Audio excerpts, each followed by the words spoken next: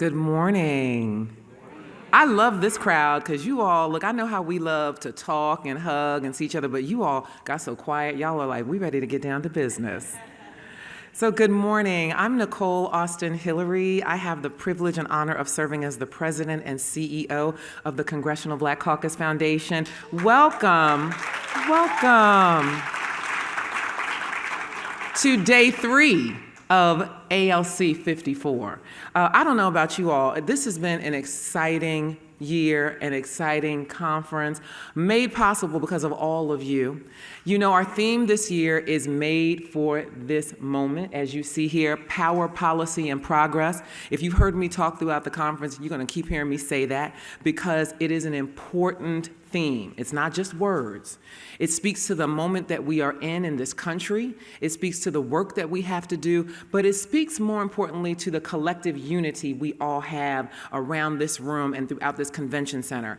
You all are super smart, super bad experts. I know y'all walk on water in your communities, and it takes all of, yes, I know you do, and it takes all of us coming together in this moment to confront the issues we are dealing with, but to more importantly, problem solve, because that's what this is about. This is about us getting down to business over these several days and then going back to our collective communities and giving the tools, sharing the information, because you know it's not about keeping it to yourselves. It's not enough that y'all are smart and walk on water. We got to make everybody else smart and allow them to walk on water. We want to empower our communities. So that's what being made for this moment is all about, and that's what this year's conference is about. I am so pleased to welcome you to our first ever President and CEO session. I joined the foundation almost 4 years ago, which I can't believe. And myself and my colleagues, and you're going to hear from them soon, we had a vision to do more work closely linking with our stakeholder partners. Those are the organizations who are doing amazing work around race and justice and equity. And so we formed a group, a leaders circle, and that leaders circle started having a summit the day before ALC starts, and then we have quarterly meetings.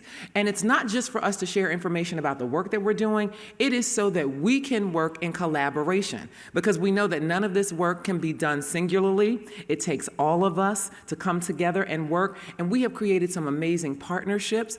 In fact, I know some of you were at the session that we had the other day on the Black Public Policy Playbook on Wednesday. That was an outgrowth of this work and this collaboration. It's a report that was done by the Center for Policy Analysis and Research here at the Congressional Black Caucus Foundation and the Joint Center for Political and Economic Studies. They are one of our partners for the President and CEO Leaders Circle. So that's what it's about. It's about us coming together and figuring out how do we use all of our resources to give back to the community, to make sure we are educating and make sure we are empowering. So this is the first ever session at ALC that is an outgrowth of that work. So please join me in thanking all the members of that leadership circle, because they are doing amazing, amazing work. So I just wanted to, on this first ever PCEO session, come to give you greetings, come to welcome you, and to particularly thank our sponsor for this morning's session, AIR Opportunity Fund. Please give them a round of applause.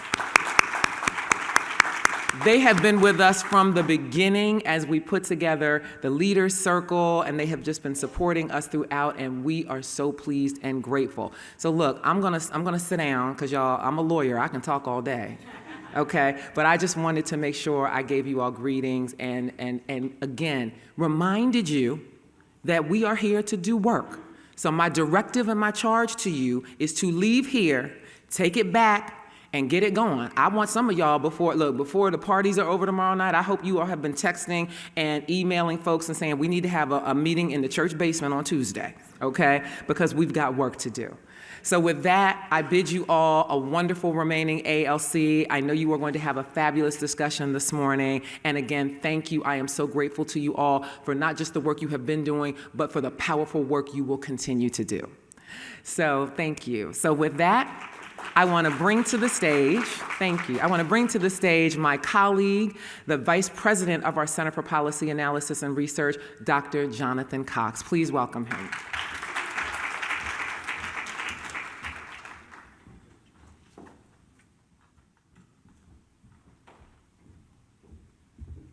All right, good morning, everybody.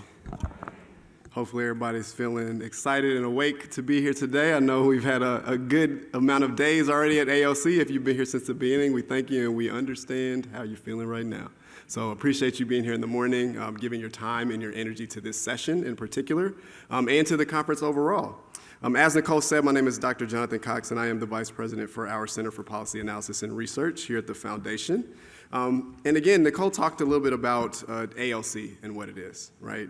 Each September, CBCF brings together all of these different people, policymakers, advocates, citizens, all for this unique opportunity to grapple with issues that are affecting Black communities in America and abroad. Now, this session right now really represents a culmination of more than a year of work among members of the CBCF PCO Leaders Circle, as Nicole was discussing. And that includes representation from organizations that run the gamut in terms of being committed to the uplift of Black communities and other marginalized communities, and trying to make sure that we are reducing and eliminating all racial disparities to have progress for everybody in this country, right? And so, again, as Nicole really talked about, after the ALC of last year, of the PCO Leaders Circle, we met quarterly to share updates, to talk about what each of our organizations were doing to move our work forward, to talk about how we could collaborate on different things. But really, most importantly, what we did was just engage through these working groups to address specific issues for Black communities. And so this year, over the last year, what we did was focus on two key areas. The first being addressing mass incarceration, which we know is a significant issue for Black communities around the country, and also closing the racial wealth gap, right? We know that a lot of disparities that we see stem from or are connected to the racial wealth gap in this country, and we know that Black people have significantly fewer resources and less wealth than every other group. And so in a few moments, what you're going to hear from is representatives from each of these working groups. They're going to present on some of the work and the activities that they have been engaged in over the last year. And so we're really grateful. I'm echoing Nicole in saying that we are so grateful at the CBCF to have such engaged partners for this work. And we're all at our strongest and we're most effective when we can combine efforts and we can leverage the skills and resources of all of our groups, all of our organizations towards solving these pressing issues, right? Nobody can do this work alone. We're never going to have as much forward progress as we need if we try to go at it ourselves. We have to combine resources and combine energy. And so with that, the next voices that you will hear will be those of the working groups. First of Nicole Porter, who's the Senior Director of Advocacy with the Sentencing Project, and then Cynthia Roseberry, who's the Director of Policy and Government Affairs in the Justice Division with the American Civil Liberties Union. And they are, again, representatives of the Mass Incarceration Working Group. Then following their presentation, you'll hear from representatives for the Closing the Racial Wealth Gap Working Group, which will be Dr. Latoya Parker, the Senior Researcher at the Joint Center for Political and Economic Studies, Marshawn Wally, President and CEO of Black Onyx Management, Nikitra Bailey, Executive Vice President with the National Fair Housing Alliance, and Victoria Kirby York, Director of Public Policy and Programs with the National Black Justice Collective. So please join me in welcoming our working group members to the stage.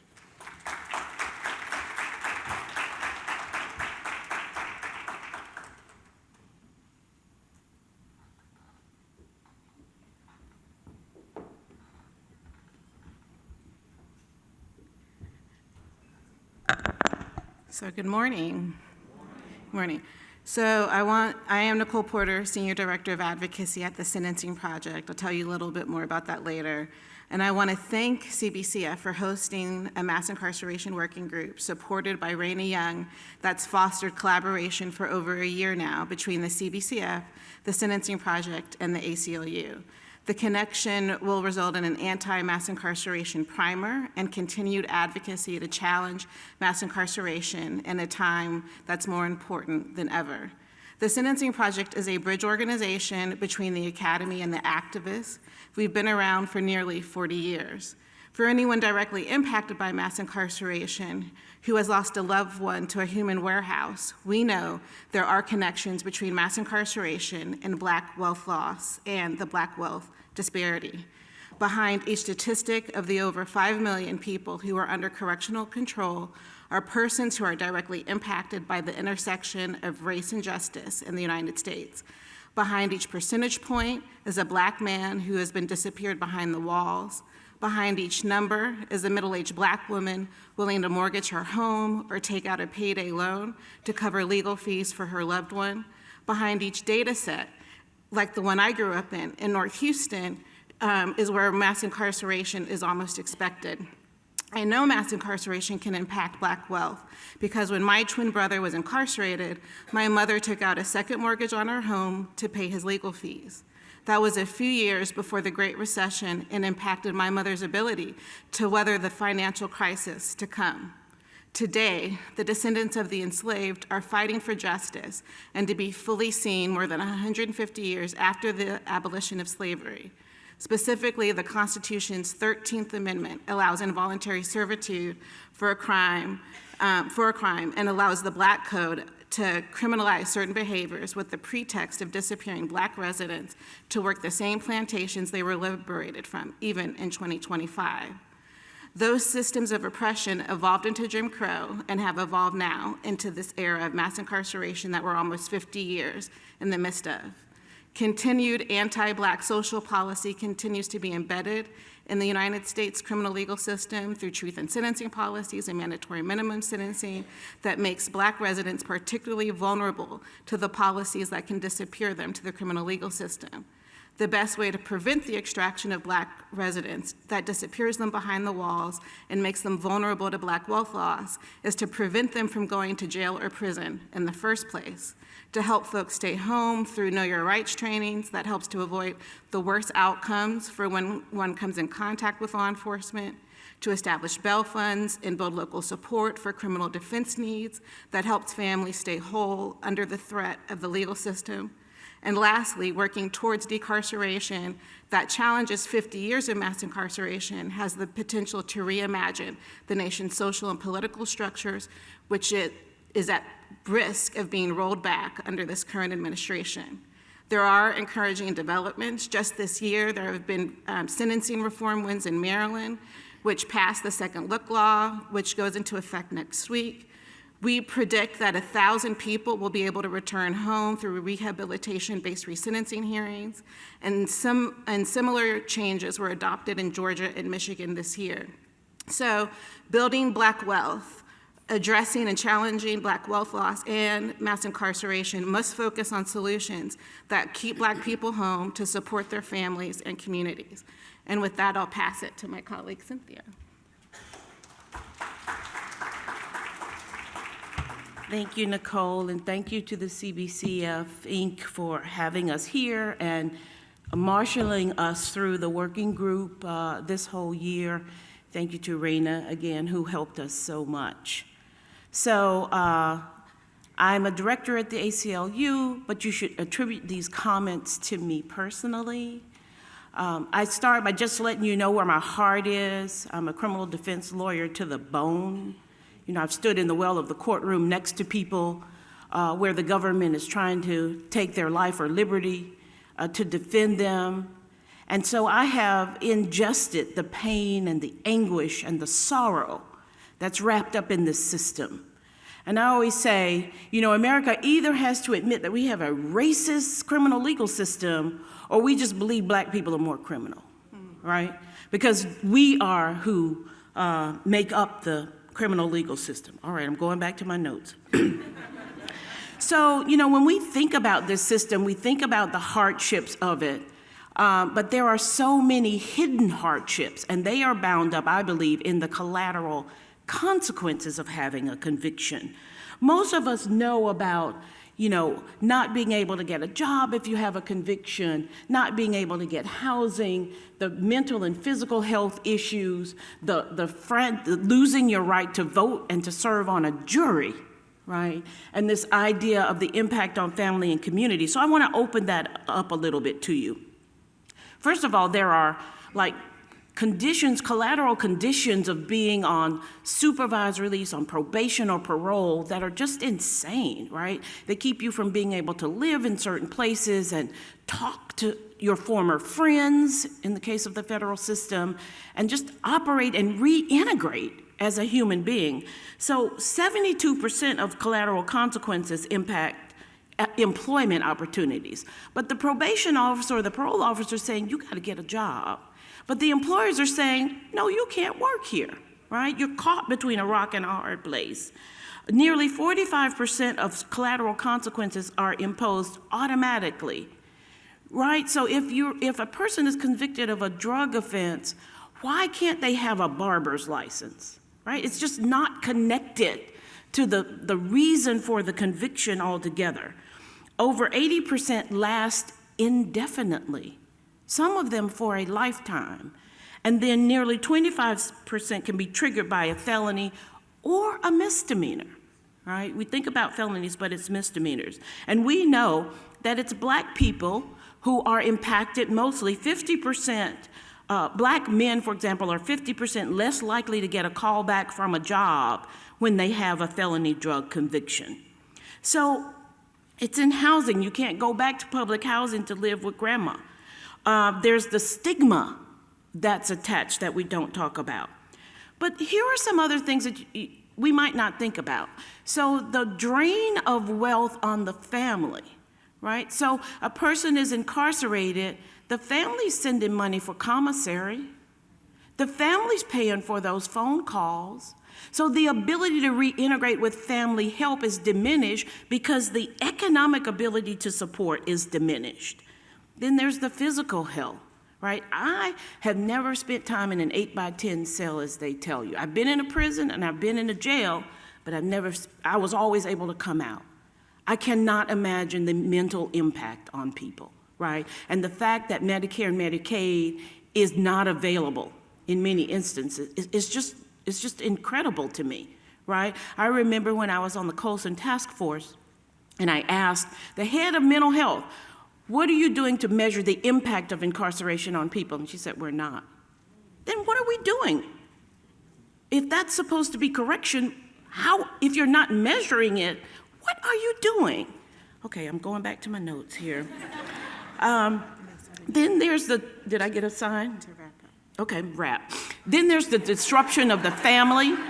The family members have to welcome you back into the community. Let me get to solutions. Support for reentry services, clemency, which as you know is at my heart, and the idea of giving a living wage to people while they're in prison. I salute California. It just increased its minimum wage for firefighters. So stay engaged, welcome people back into the community, and I'm gonna sit down.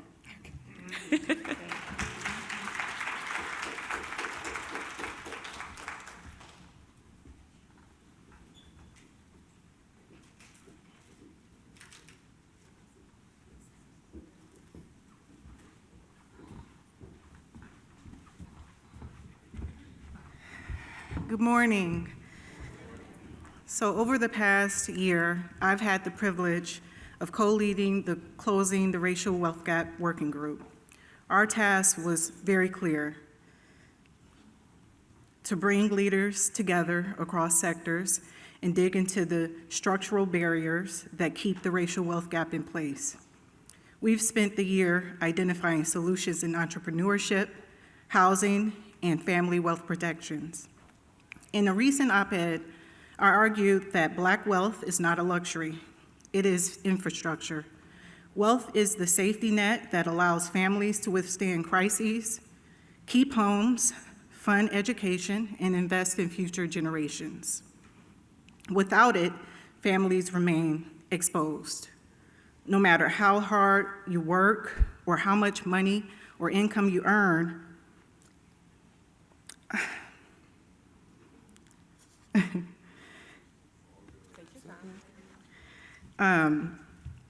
no matter how much income you earn, that framing pretty much guided our work throughout the year. Wealth functions like roads, bridges, and power lines. It undergirds everything. But for too long, Black communities have been denied that foundation. And all of this is happening at a time of DEI rollbacks, economic instability, and policy retrenchment. That's why our subcommittees focused on durable, actionable strategies that treat wealth as an essential infrastructure, not an optional advancement. To bring this work to life, we'll now hear from my colleagues who've been leading this area. And first, we'll start with Marshawn Wally. He'll share insights on Black entrepreneurship and access to capital. Next, Nikitra Bailey will speak on expanding and protecting Black home ownership. And finally, Victoria Kirby York will discuss inclusive estate planning and family wealth protections. To start us off, I'll turn it to Marshawn Wally.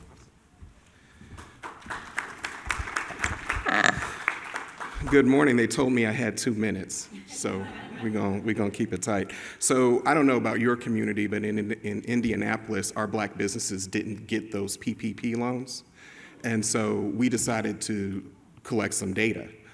We did a survey on certified Black businesses based on the city, and what we found was that 72% of our businesses not only didn't get the PPP loans, but they were also debt averse. We asked some additional questions in a set of focus groups, and we found that not only was there confusion with the loan process, but they were also dealing with financial trauma. These are stories that are passed down through the family that you see in the media, because we're not showing up to the banks. We hear the stories about us being rejected before we even show up.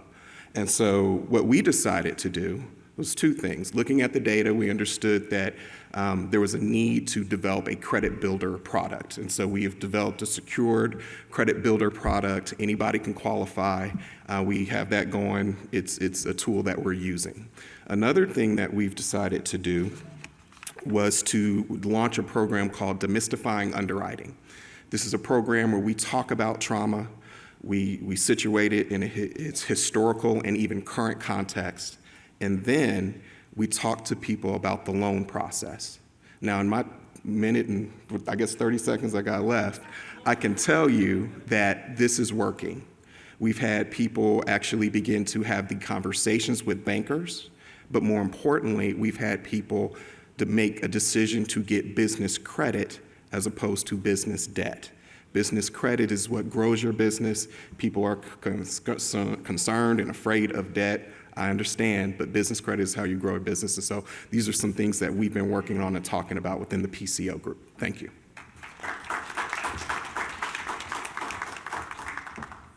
Good morning, everyone. I'm Nikitra Bailey, and I serve as the Executive Vice President at the National Fair Housing Alliance. We are the nation's only civil rights organization that works to end housing discrimination and create equitable opportunities throughout these United States.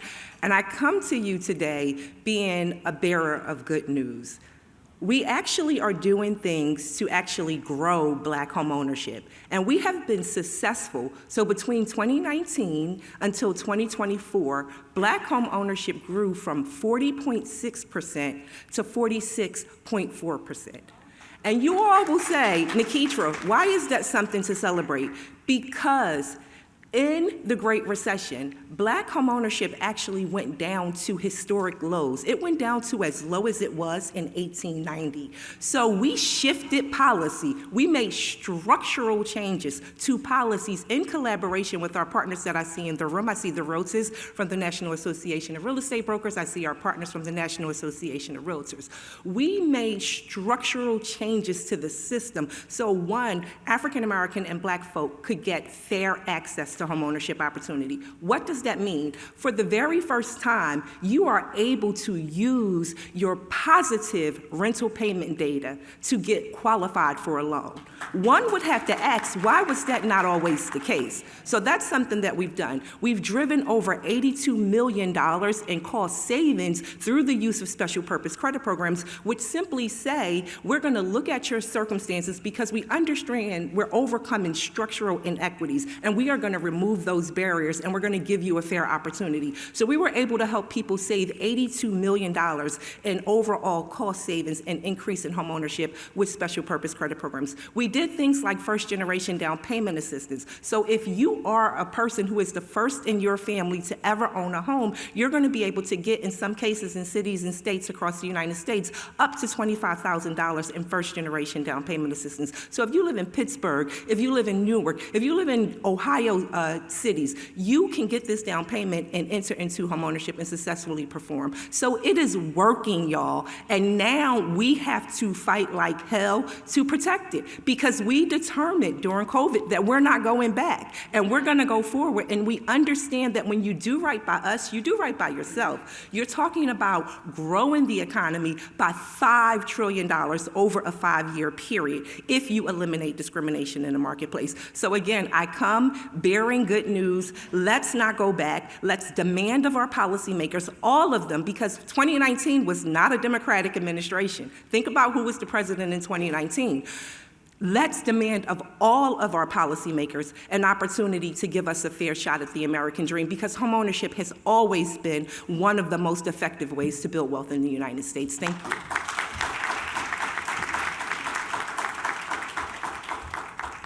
Good morning.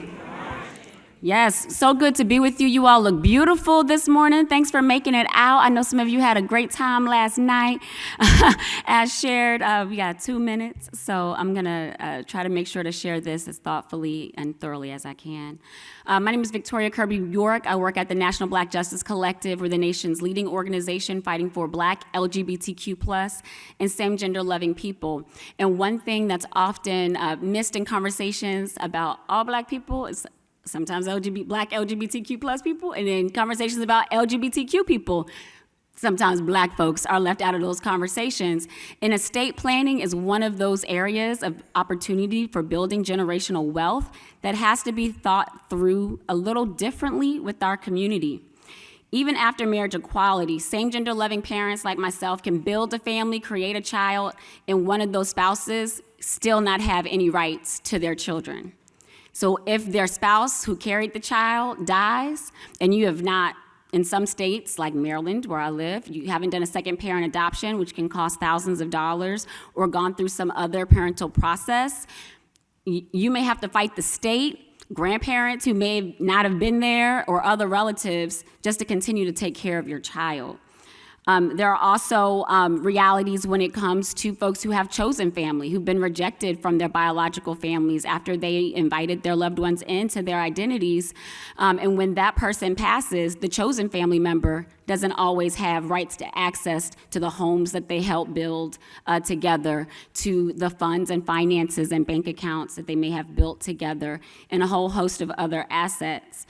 And so one of the things that we talk about being a part of this generational wealth group with the CBC is how we can ensure, as our partners are doing estate planning, that they're talking with Black, LGBTQ+, and same-gender loving clients and folks who come into their workshops about the processes that they may have to do differently through wills, trusts, estates, the knowledge of your state laws for when you pass away, who has the right to bury you, who has the right to follow through on your estate and financial means.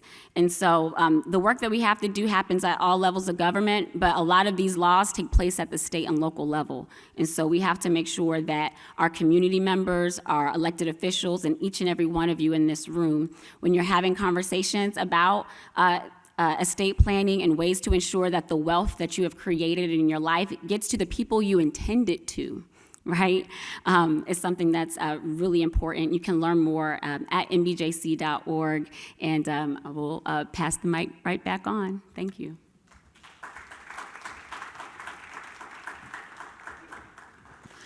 Thank you to our working group members. Please welcome to the stage Dr. Rayshawn Ray, Vice President and Executive Director, AIR Opportunity Fund.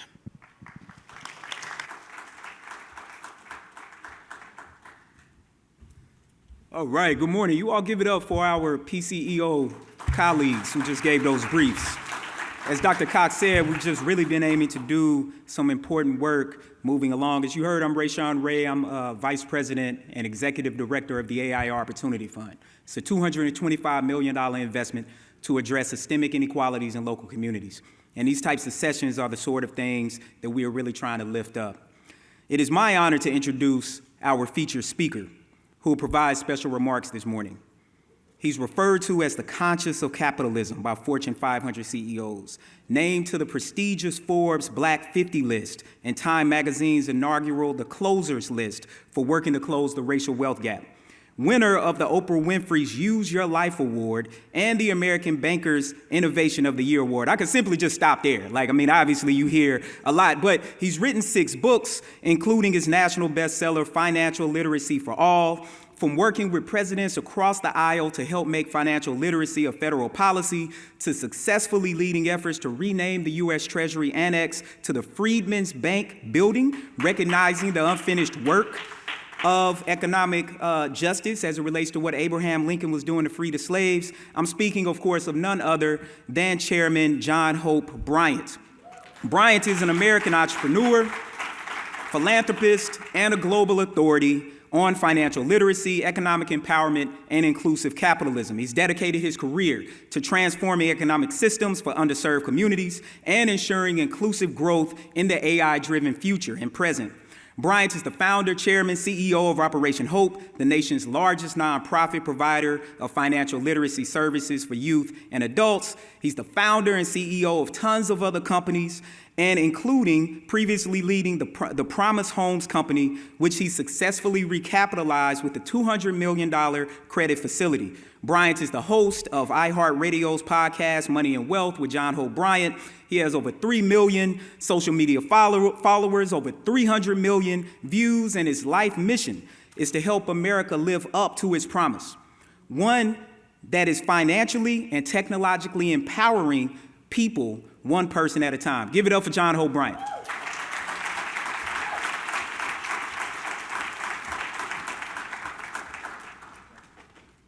Good morning, everybody. Good morning. We'll get right to it. Giving honor to God, first of all. Is my wife in the room yet, Shatra? She hasn't made it yet? Okay. She was out late last night. First of all, this is really important. And last panel did a great job. And I agree that homeownership rates have increased, and that's a good thing, and I commend your work for that. Joint Center, great job on all that you do. Underappreciated. And I'm going to correct one of the statistics. I like math because it doesn't have an opinion. That's a Melody Hobson quote, which I keep wearing out.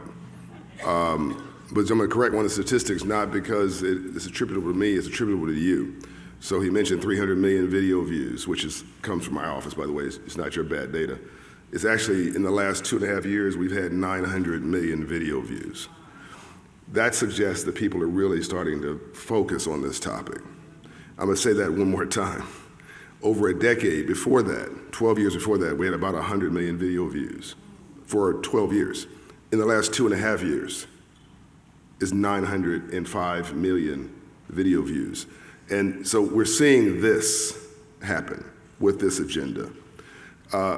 Why is this important? Because whatever you focus on grows. I was leaving the hotel this morning, coming here.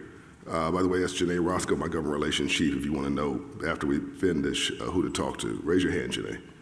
She's a genius. She's been with me for 20 years. Anybody can deal with me for 20 years is a genius and has the patience of Job. I was leaving the hotel, and on the right was a car. By the way, what do I have, 5 minutes? All right. So there's a car. You never want to be the old guy in the club. So before you kick me out, I'm going to leave. So there's a car, and it's really funny. Like people pay me like 50 grand to show up someplace to speak, and they pretty much begging me to get there because I'm losing money going to do that. And these folks, I'm here for free, and they say, you got 5 minutes.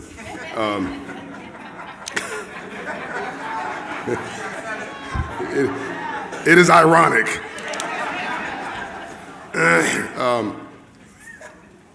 So I'm leaving the hotel, and there's a car that says agency for hired cars, something like that. It's a city agency, a department, but it focuses on car services. The only reason every city does not have that. Most cities don't have. I've never seen a city that has that, actually. They do that because there's a market for it. The reason that you have police is, unfortunately, there's a market for it. There's a customer, taxpayers, and there's, unfortunately, crime. So let's look at this in the sense of what we have a market for it. So I don't know if you know this, but 70% of all hotels and motels in this country are owned by Indians. 70%. And it's not just all Indians. It's a small group who focused on this area, and they created a business plan. And by the way, now all the major banks have Indians who work at the banks, and there are departments that cater to this group because it's a market. The discussion of prisons and incarceration came up this morning. Very good presentation. I'm going to go in a different direction. I don't see that as I don't see it as something to be depressed about. I see it as a market opportunity. All our people with hustle in this regard are in one place. What's a drug dealer? What's a drug dealer if not an illegal, unethical entrepreneur?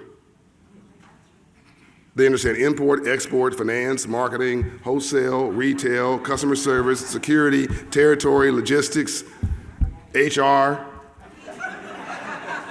What did she say?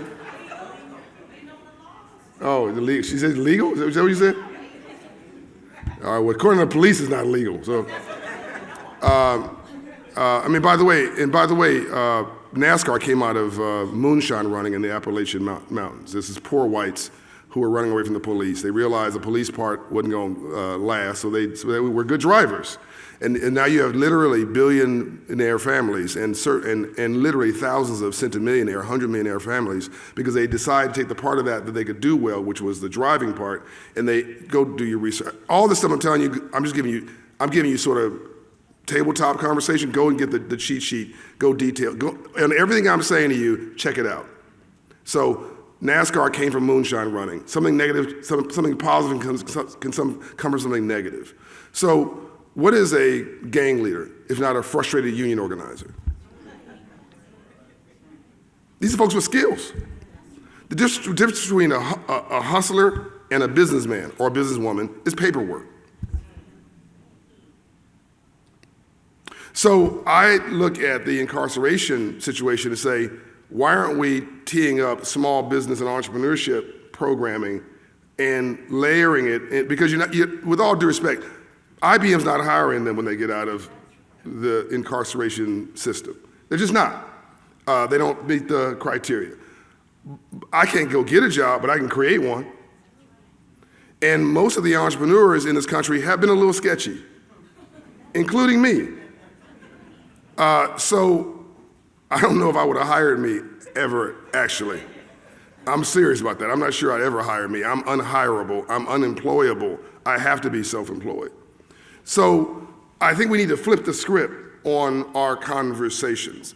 Can somebody throw up the slide? I think I only have one slide here. It's a community credit index slide. If you don't, I can do it by memory. I was told you have it. It's no problem. I can do it by memory. So if you can go to the Hope Financial Wellness Index, you don't have to do it now, just write it down. I created a website for this, and I mapped every zip code in America by credit score. It is? It's a QR code. Okay. I'm sorry, I thought you had the data. That's fine. So normally when I'm in a city, we throw up the data for that city, but it's fine. You can still go there and check it out. So you can, okay, that works too. So let me just summarize this. We've been talking about race and police brutality and racism and all this stuff, and racism is sort of like rain. It's either falling someplace or it's gathering. So you might as well get out an umbrella and a color you like and start strolling through it because it's not going to change, so you must. Like, what's the mystery, right? So let's put that aside for a moment. But no one's ever stood in front of you and told you, and I told the organizers this morning I was going to say this, that if you just raise your credit score, if we raise our credit score 100 points, we change our neighborhoods, our family, and you change Black America. Now, what I just said to you, either I just said one of the most revolutionary things ever said at CBC for Black people in the history of CBC, and you agree with it, or you should throw me out right now. I'm going to repeat it. throw out everything else that you're hearing.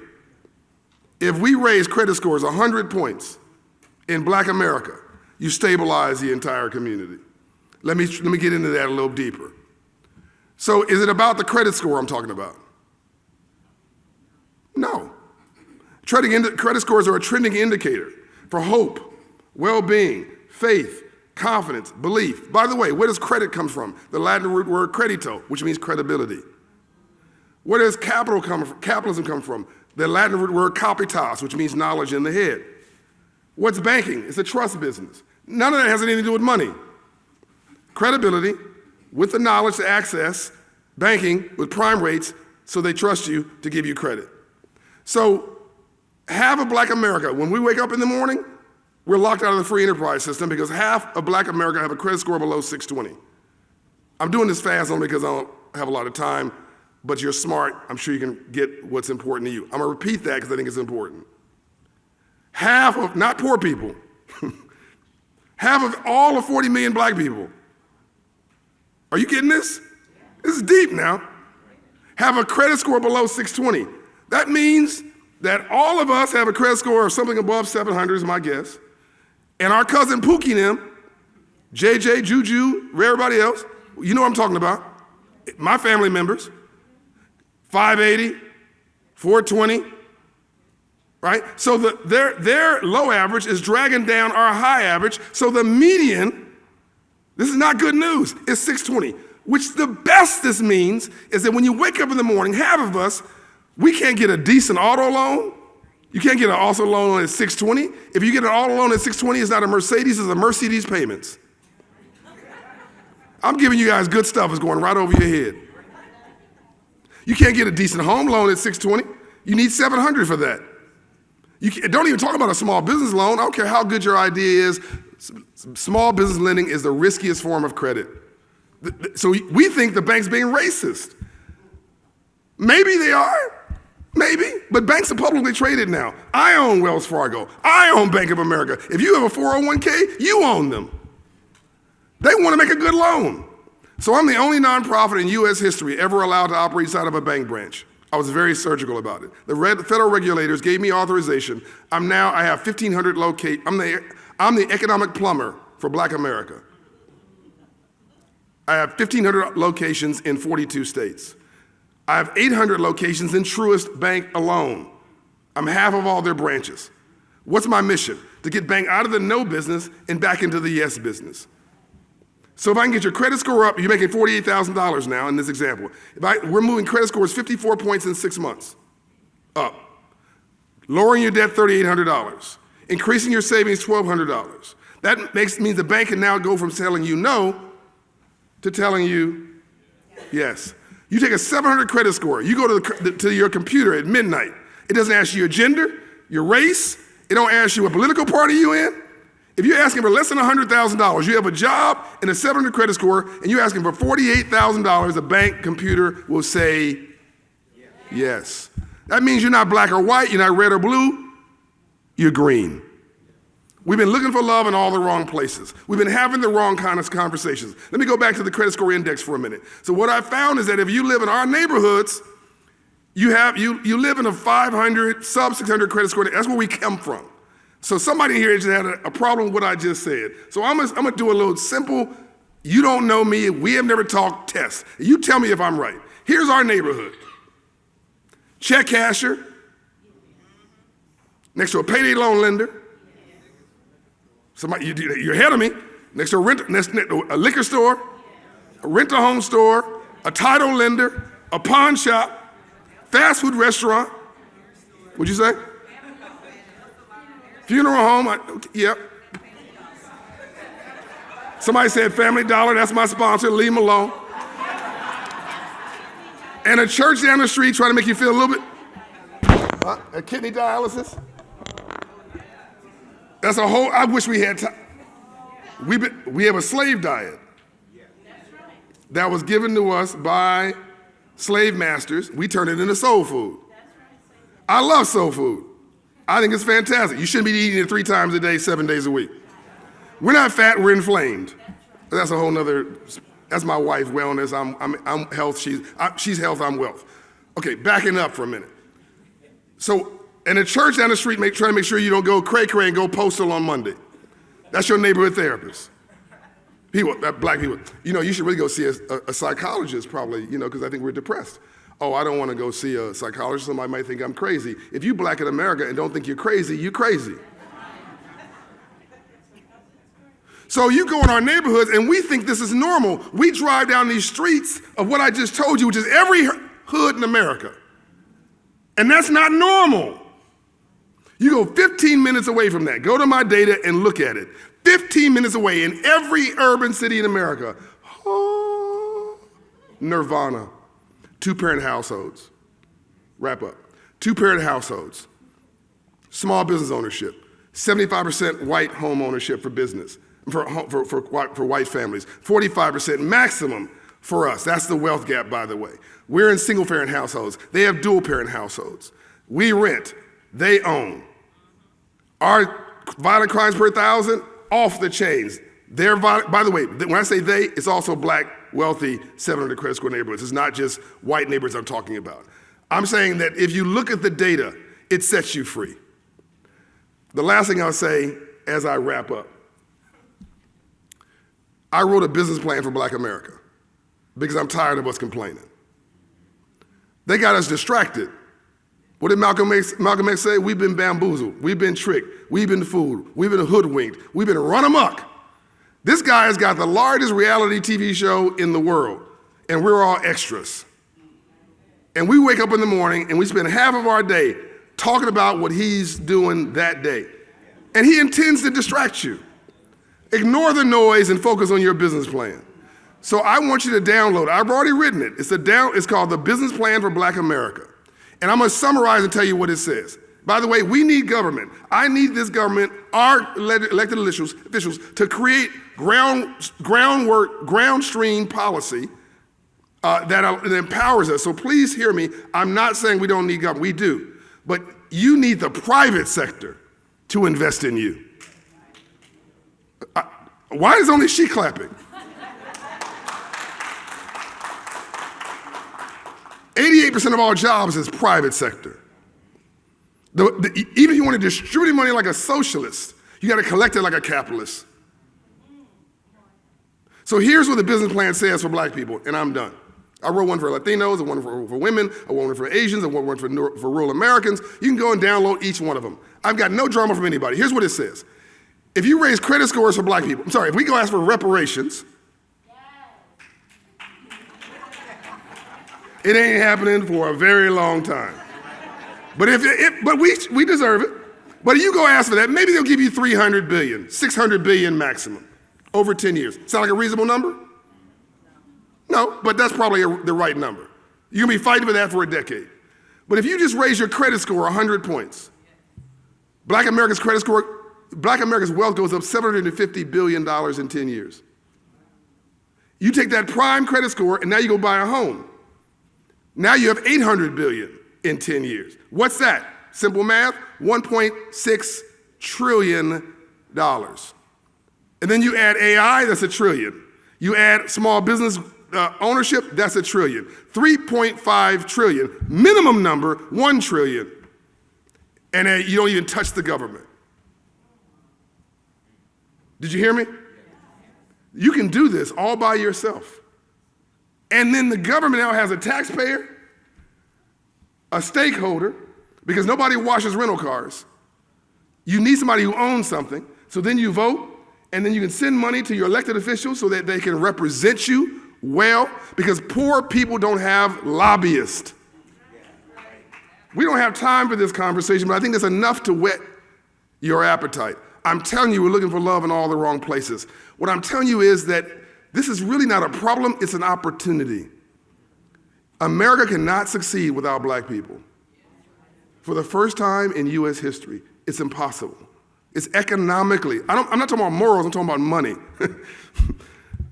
Black people have mastered creativity, culture, and cool in 6,000 years. If we say it's cool in Tibet. It's cool in North Korea. If we say it's a dud, it's a dud in China. But we have not mastered capitalism, commerce, and money. We rock the mic, we don't own it.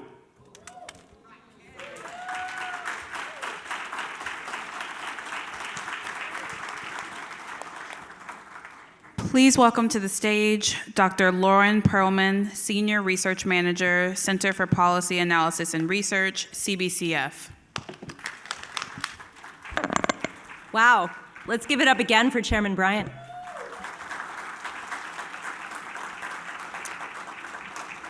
All right, he's got us energized, he's got us ready for a panel, and I'm so excited to introduce Dr. Terrace Ross. Dr. Ross is the Managing Director of the AIR Opportunity Fund, where she leads the fund's strategy and education. With more than 20 years of experience in education policy, research, and advocacy, Dr. Ross has led efforts to use data and evidence to strengthen school improvement strategies.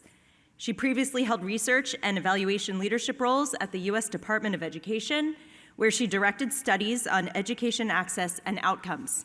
So please give a warm welcome to Dr. Terrace Ross.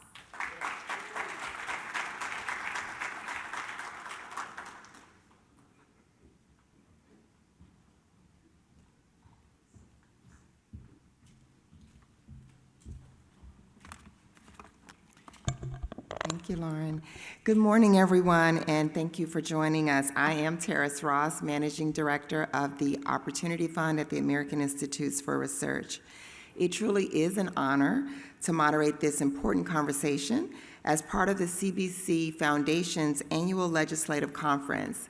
Today, our panel brings together leaders who are not only experts in their fields, but also deeply committed to dismantling the systemic barriers that perpetuate racial inequalities in wealth and opportunity.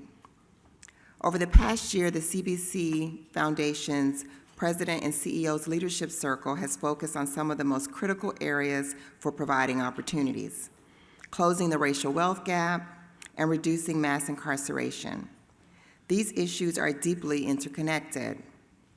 Economic exclusion and overcriminalization have long worked in tandem to limit the potential of Black communities. But we are here today to talk about solutions. We'll explore how cross-sector partnerships between government, philanthropy, business, and community organizations can drive scalable change. We'll hear about innovative models in entrepreneurship, housing, legal protections, and second chance workforce development. Our goal is to move beyond diagnosing the problem and toward implementing strategies that build generational wealth, expand access to capital, and ensure that every individual, regardless of background or circumstance, has a fair shot at economic mobility. Let's dive into this conversation then with urgency, clarity, and a shared commitment to equity. And so with that, please welcome to the stage our first panelist, Marcus Bullock, CEO of Flickshop.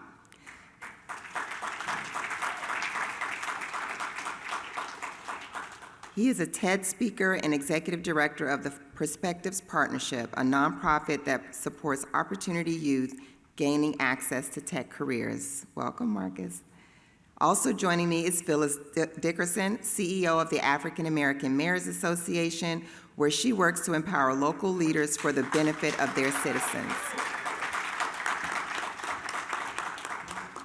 And last but not least, please welcome Alfonso David, President and CEO of the Global Black Economic Forum, where he works to advance the rights of marginalized communities through policy, legislation, litigation, and advocacy.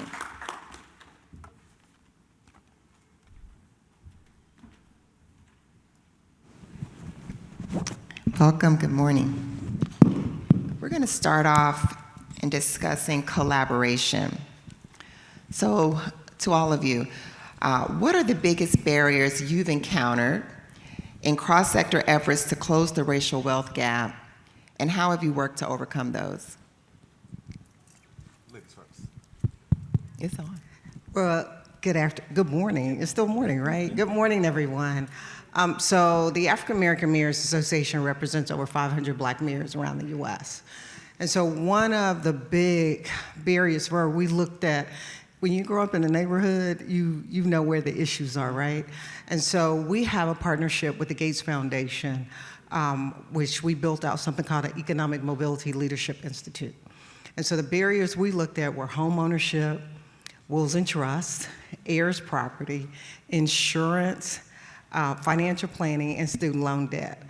And this morning I was sitting next to my chief of staff, Carlos. I hope he's not ashamed that I'm going to share this, but he just showed me that he just got $178,000 in student loan debt relief. Woo! That was waived because he just got his doctorate degree. So that is an opportunity, to John's point, to raise his credit score 100 points, right? And so we have these uncomfortable conversations with our mayors to train them and then turn around and allow them to train their constituents. Wonderful. Thank you for sharing that example. Who's next? Sure, I'll go.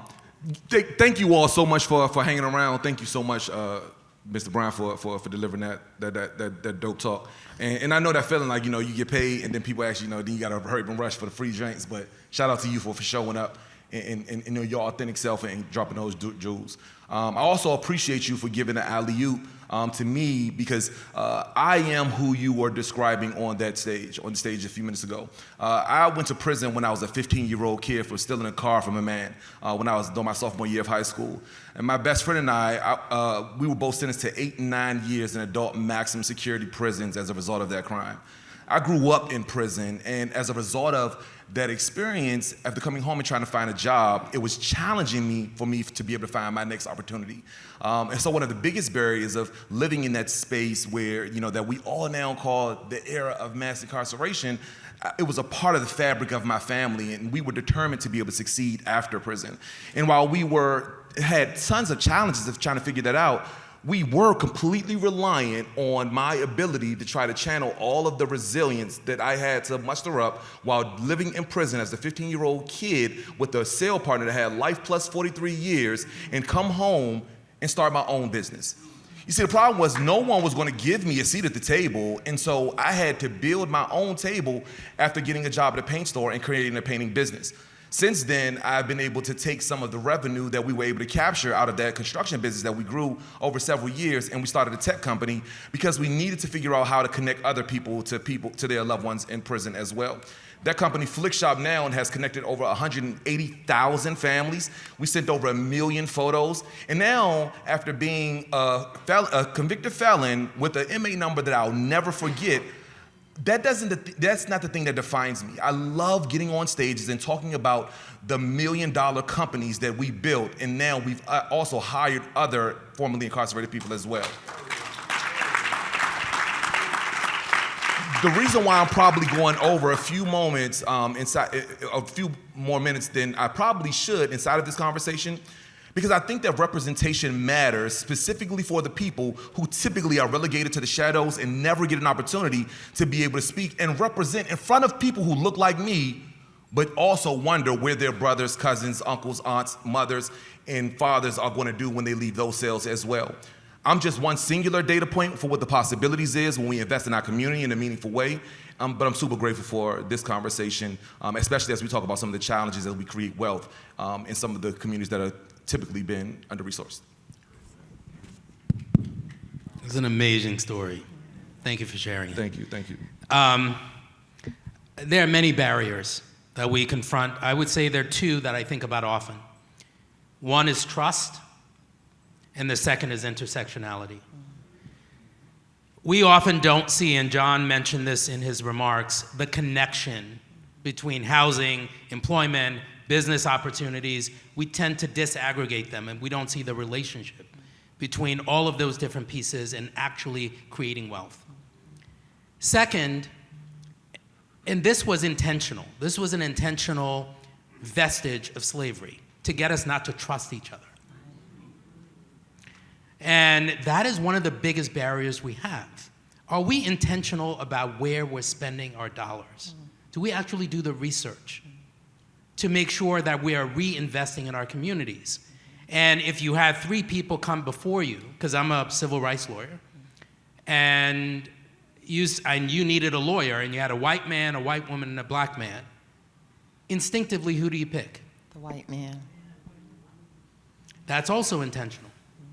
So we have to deconstruct what has been unfortunately instilled in our communities for generations not to trust each other. Because there's a lack of trust, which means there's a lack of reinvestment in our communities. And what we're doing at the Global Black Economic Forum is working with leaders all across the country to create platforms so we can actually create those moments of trust, and also we can reinvest in our communities. We have a business summit where we bring together 250 leaders around the country and entrepreneurs where they can connect. Most of them are Black, right? And thinking about how do we break down these silos. There are many, many other opportunities that I think exist out there, and we have to take advantage of them. But if we were to think about addressing the issues of trust and really understanding intersectionality in creating wealth, then we all also will have a pathway to growth. Excellent.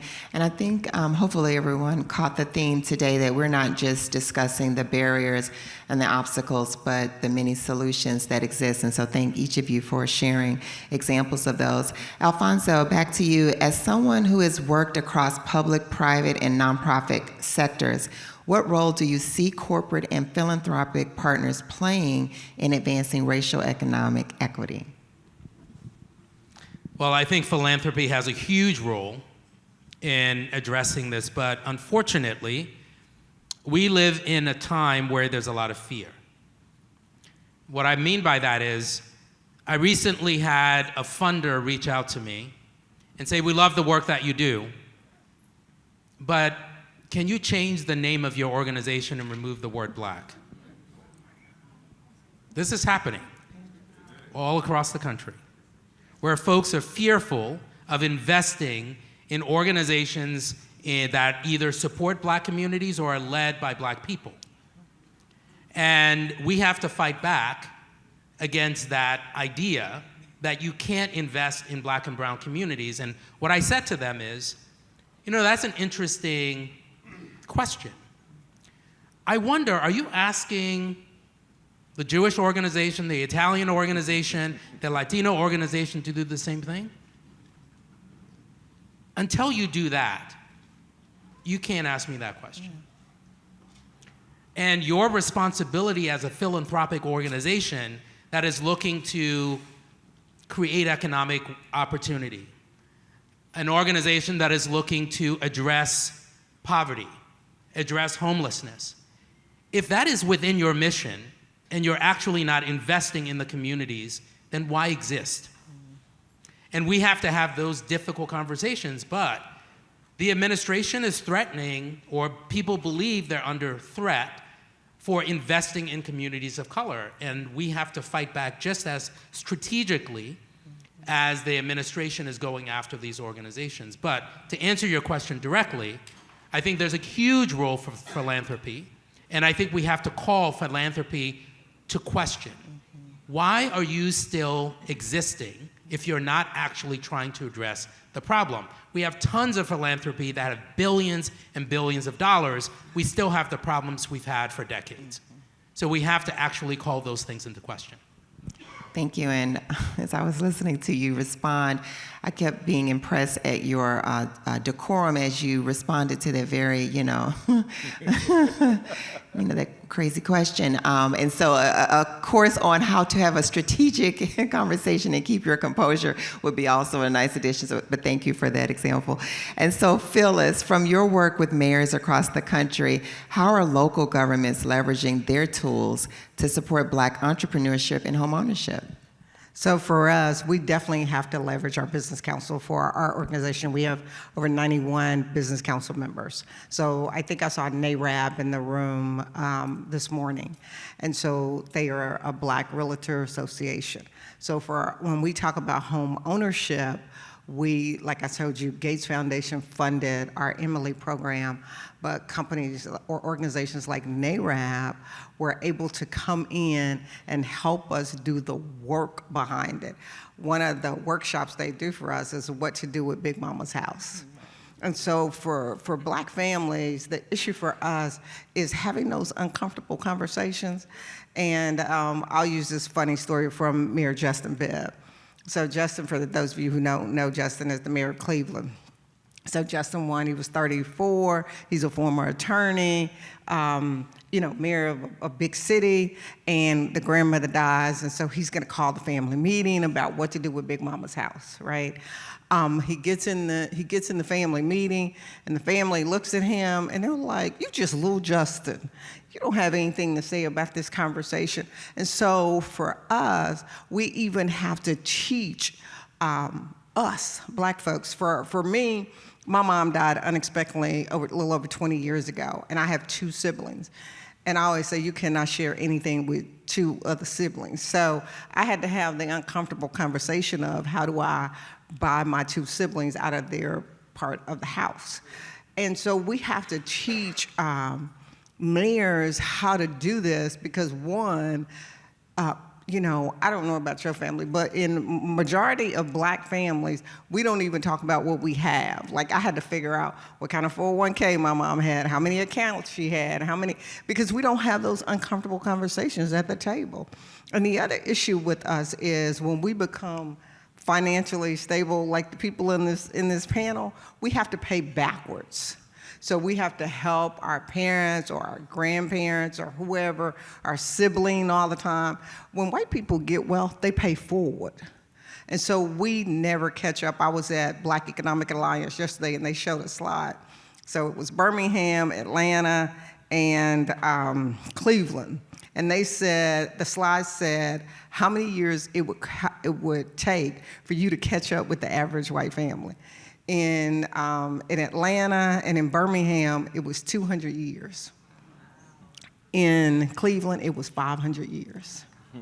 And so that is an eye-opener as to the conversation that we're having, but we're not gonna be able to do it without philanthropy and the business community helping leverage these kind of conversations. Absolutely. And then turning to our entrepreneur on stage, Marcus, you've championed tech-driven solutions for second chance opportunities, as you just shared. How can innovation be used to create pathways for formerly incarcerated individuals to build wealth and stability? I appreciate that question. I mean, one of the things that I learned very swiftly when we were launching Flickshop is that people don't care if you got a felony if you know how to build the thing. Right? And if you're an entrepreneur and you know how to be able to, build these sites or you know how to, code these programs or build these applications, then people are a bit more forgiving. In fact, one of the reasons why we now teach AI and entrepreneurship to all formerly incarcerated people, shout out to you, and I appreciate you. I appreciate you recognizing how important and valuable these tools are. It's mostly because while most of us are using these AI tools to be able to, redraft our emails, or maybe even if we go a little bit deeper, we've asked it to be able to create a workout regimen for us or a juice recipe, right? But one of the things that we're teaching our scholars at the Flickshop School of Business is how to leverage these tools in order to be able to solve problems for your employer.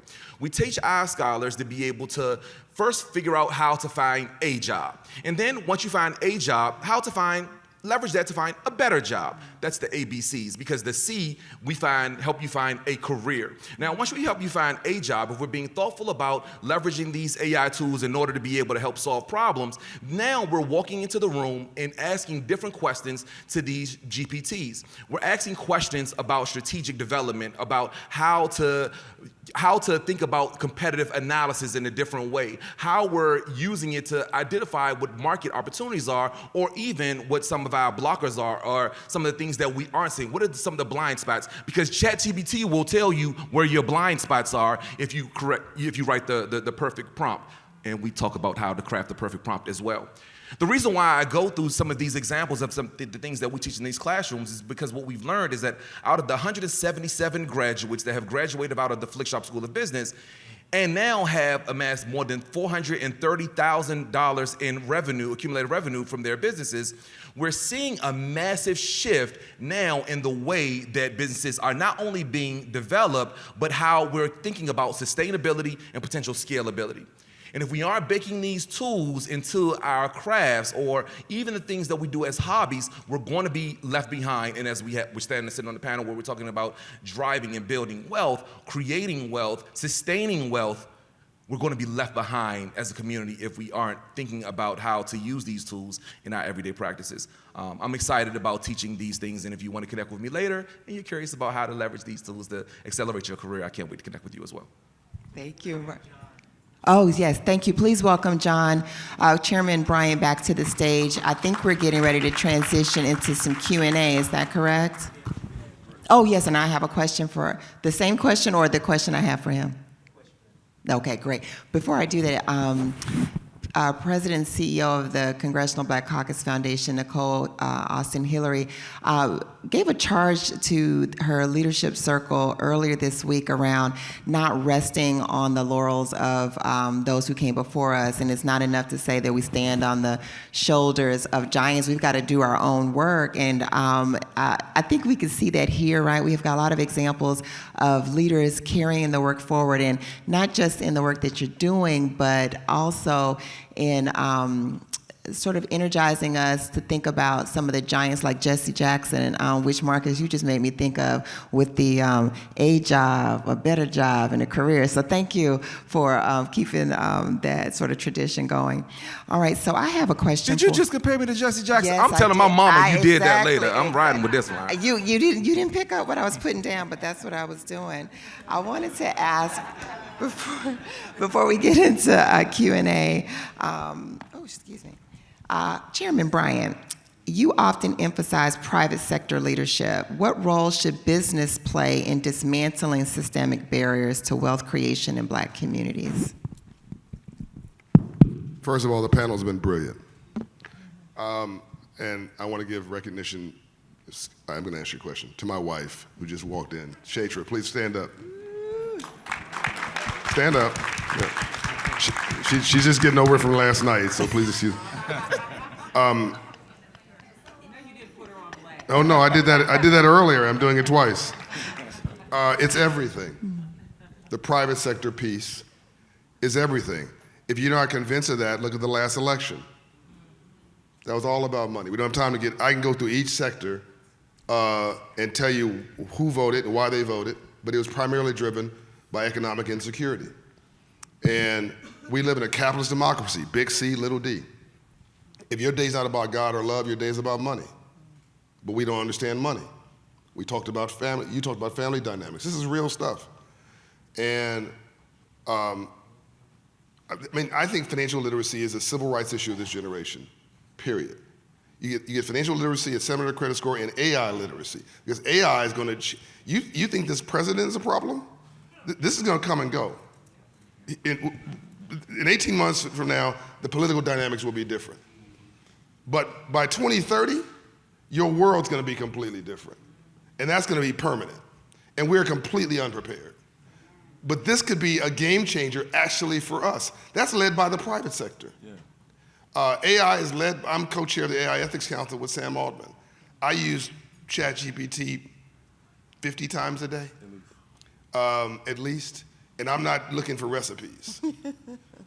So we have got to become critical thinkers. We're so underestimated. We can become like a sneaker sale in the economy. No one's paying attention to us, which is, again, how did Indians control 70% of hotels and motels? Because no one was paying attention to them. Like, we are natural hustlers. We have all the tools to succeed, and we lead every negative thing you can imagine. We're at the bottom of every index. All we have to go is, the only place to go is up. And what we need to be to the private sector is not talking about morals, talking about money. We are an emerging market. And we don't see ourselves that way, so they don't see us that way.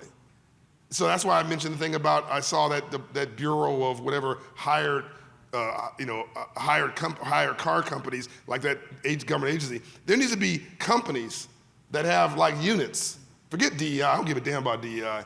It's been weaponized, it's been targeted. I love diversity. But you need departments in every bank and every corporation. It's like, we're trying to capture this black market. It's a business conference. So I got $130 million out of Shopify after George Floyd's murder. Admittedly, I think that's initially about morals. The CEO, the founder, Toby Lutke, I did a free speech for him. And it was virtual, though. It was virtual. I didn't have to fly. And after the speech was over, he's like, this is really tragic. What can I do to help? So I thought, you can fail big, you can fail small. I said, I don't know, help me create a million new black businesses in America. And he's like, send me something. So I wrote something up, don't let the perfect become the death of the good. I didn't spend weeks because he would forget about it. I knew in a week, I had a week, right? He's a billionaire. He's the richest man in Canada. I wrote a letter before he forgot, emailed it to him. Heard nothing for a week. I sent him another note. Hey, Toby, you're a good dude. I know you're busy. Look, thanks for even caring about my community. Don't think you're interested because you didn't respond. Well, see you around. No attitude, no drama. He responds and says, what are you talking about? I said, yes. It was in my spam folder. It was it ended up being a $130 million commitment over 10 years to create 1 million new black businesses. By the way, 1MBB, 1 Million Black Business Initiative, is now 435,000 black businesses in the last 4.5 years, which we've created. And thank you, but by the way, there's only 3.2 million black businesses in America. That's 12% of all black businesses. So if you have a restaurant, we give you an e-restaurant. You have a barbershop, we give you an e-barbershop. It's a digital, it is an e-commerce sidecar. But anyway, so now the president gets elected, to your point, in November. In December, I have a conference, Hope Global Forum last year. Shopify's president showed up and said we want to commit another 60 million on top of the 130 million. So I called him up and I'm like, do you have a head problem? I love it, but are you insane? I'm trying to keep, I know you're in Canada, but this is not popular right now. And he said, John, no, you taught me this is not about morals, it's about money. And I checked, we got 2-3% of black shops at Shopify. We want 10% of black shops at Shopify. It's good business. Why wouldn't we want to have 10% of our business being black businesses? The 3% that we have are profitable. We have looked at our data. When we help you out, your conversion rate from the philanthropic stuff we're doing is 5 to 10%. That's better than our advertising. That's better than our philanthropy. So he said, if anybody wants to come criticize us, they're criticizing our business model. So they said, we can call this anything we want. This is good business. So that thing has now grown like this. Not one person has criticized that. Now you can come to us, you can be white, you can be Asian. We'll still talk to you, we'll still bring you in. It's not blacks only. But it is called 1 Million Black Business Initiative, and no one has said a peep to us because it's hard to hit. It's a business model. So I'm gonna do one for Indians, I'm gonna do one for Latinos, I'm gonna do one for rural community, just to make ourselves really hard to hit. But this answering your question, this is about the private sector. I cannot stress this enough. The government didn't give you a phone, you bought it. The government didn't give you your sheets last night, you bought it. The government didn't pay your utility bills, the government didn't pay your light. Am I talking to myself? No. Literally, we obsess about everything else but this. But literally, you go through your day, it's all about money. Gas, somebody taking care of your kids. They didn't do it for free, unless it's your grandmama. Your hair, somebody doing your hair, you gotta pay that woman. Somebody doing your nails, yeah, you're friendly with them, but they expect, that's a capitalist. We're living in this capitalist system, but we don't understand capitalism. Last point. So I go to liberal black. I go find the most liberal black audience I can go. I say, yeah, we hate rich people, right? Yeah. I'll pause. I'm like, no, you don't. No, you don't. You hate rich people until you become rich. Right. What you hate is a game system. Right. What you hate is a system you believe is rigged against you. We have to unrig the system. And what gives me so much hope is it's not like we had this conversation and we failed. It's not like we scaled this and we failed. It's never happened. We've never done it. That's the new movement. So yes, private sector is everything after God. Amen. And I'm Gen X, so I have to have a takeaway. And so my takeaway is cash rules everything around me. Thank you. Cream, get the money. Dollar bills, y'all. And also bet on black, so thank you. And I can neither confirm nor deny that I, might have spent some time with your wife last night. but we don't look like what we've been through. But you made it on time. We don't look like what we've been through. By the way, Hallelujah. Jay-Z's album, his 444 album, That was a financial literacy album. What did he say? I'm gonna give you $1 million worth of game for $9.99. Right. He said, what's sexier or what's cooler than the strip club? Credit. He's trying to make it cool. I'm talking to Killer Mike. I'm talking to T.I. Yesterday I talked to Charlemagne. These guys all want to be business people. And so I'm excited because I'm actually seeing a movement. But we've got to move with the movement at scale. I got to get you into prison. Huh? I got to get you come visit the prison with me. You had me at hello, brother. Love it. All right, so we have some questions from the audience. I don't know if I'm on time or not. I've been ignoring my instructions. But the first one is from the audience. How do we tie in children and young people into this conversation about building wealth? Anybody want to take? How do we tie in children and young people? Well, Oh. No, go ahead. No, please. Look, we don't teach financial literacy in high school, middle school, or college. Kids are graduating not understanding the difference between the IRS and the Federal Reserve. But they all want to be entrepreneurs, they all want to have their own businesses, but they don't understand what it takes to create those businesses and have them be sustainable. So to John's point, there is a relationship between commerce and art and entrepreneurship that we have not fully exploited. And if we were to exploit that, we can actually get young people actively engaged. But something else, there are so many opportunities that we don't take advantage of. So for example, baby bonds. Anybody knows what baby bonds is? Right here in DC, if you have a baby, the government will give you a check. In Connecticut, it's more than $3,000. And then you can use that and reinvest it to benefit your child. That's just one of many other examples where there are opportunities that exist for young people that we are not taking advantage of. Others are, in part because we don't have the information, in part because we're not knowledgeable about those opportunities, and we have to take the time to make sure. John has a lot of resources on his website that folks should take advantage of. You have a lot of information, I have a lot of information. It's not because it's not out there.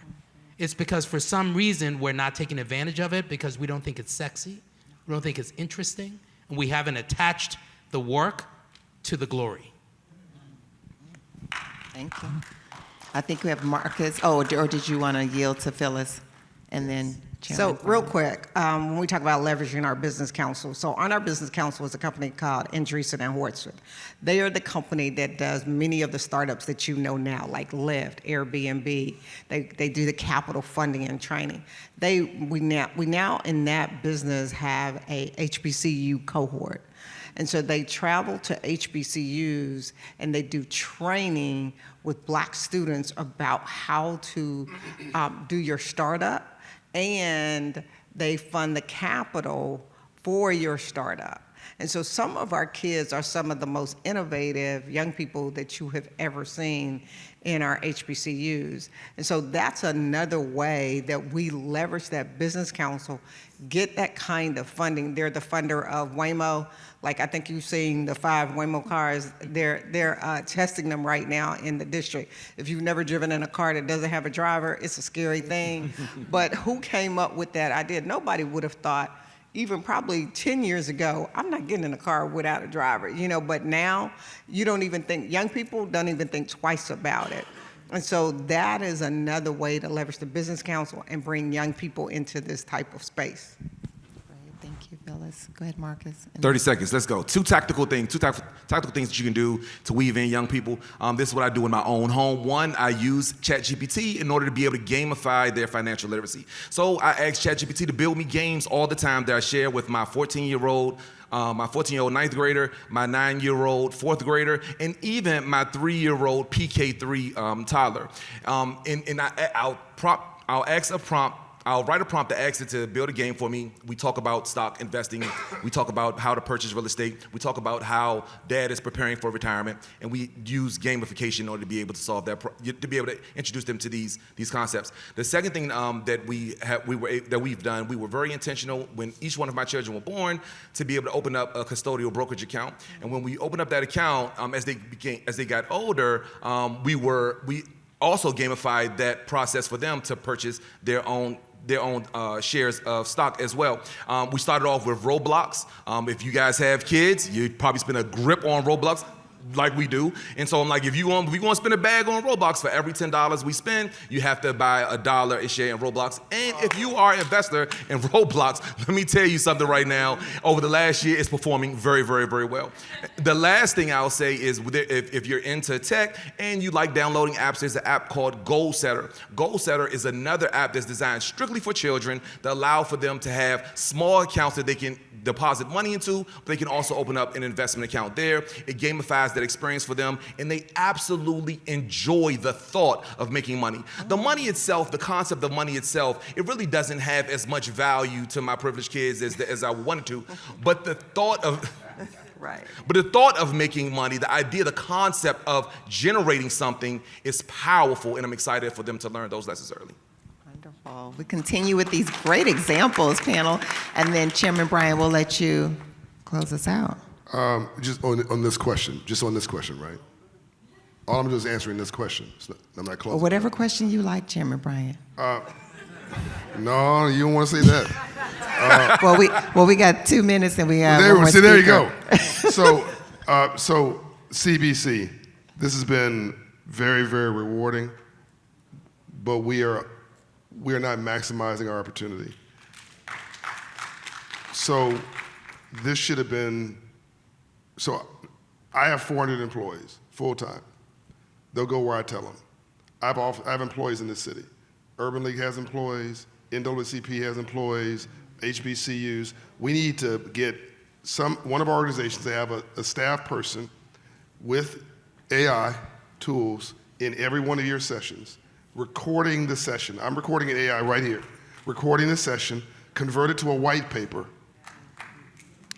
put it on the website so that this is not lost.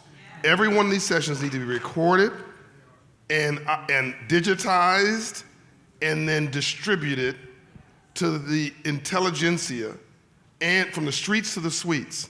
Within a week of CBC annual conference, everybody should get the memo of what happened here.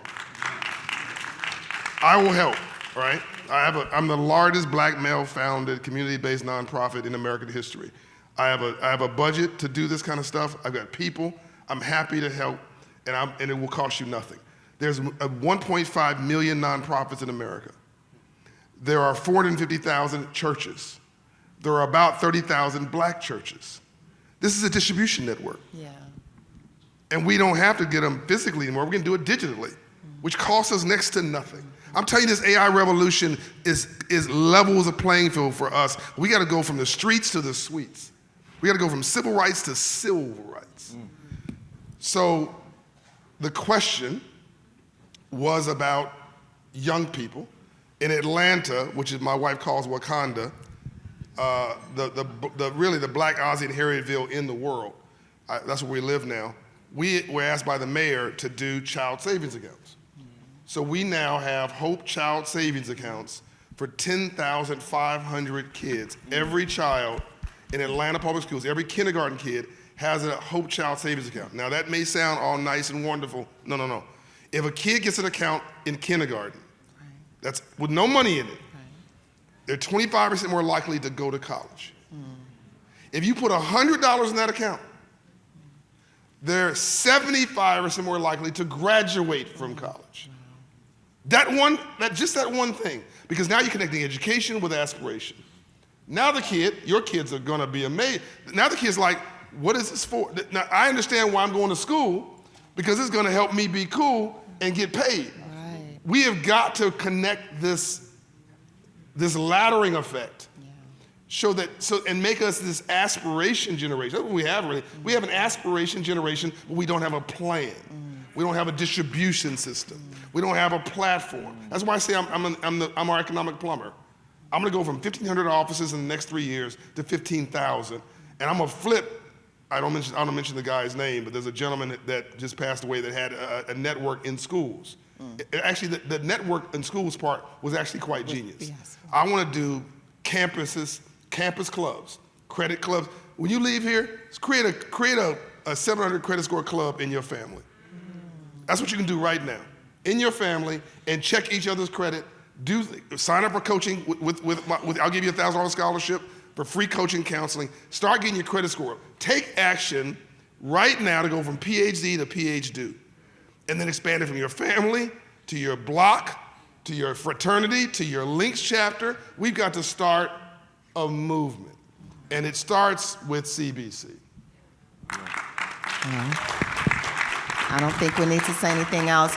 And as promised, so many wonderful, real examples, and not just examples, but solutions to the issues that are near and dear to our hearts. I just want to thank this panel. Couldn't have been joined by a better group. Thank you so much. Please give them a hand. And now we're going to hear from my boss, who I didn't give enough time to speak, Dr. Rayshawn Ray. No, look, I don't have anything else to say. Y'all give it up for them. This was amazing. We oftentimes say health is wealth, but I think we see that knowledge is wealth, pun intended, in thinking about that. As we leave here today, let's carry forward the solutions that we've heard. Let's challenge ourselves to think deeply, to collaborate deeply, and to act faster.